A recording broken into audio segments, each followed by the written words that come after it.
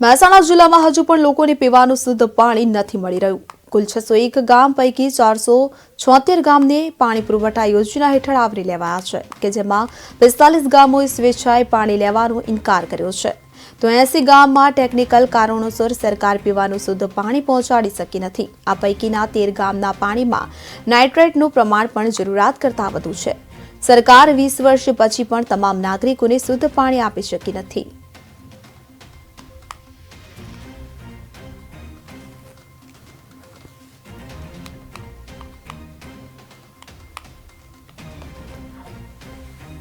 કેન્દ્રો છે જેમાં પાણીની તપાસ ખાસ કરીને એમાં ક્લોરીન ટેસ્ટ થતા હોય છે અને એ દરેક ગામમાં જેટલા બી MPSW મારફતે અમે કરાવતા હોઈએ છીએ, જે સમયાંતરે બોર ઓપરેટર છે તેના જોડે થતા હોય છે।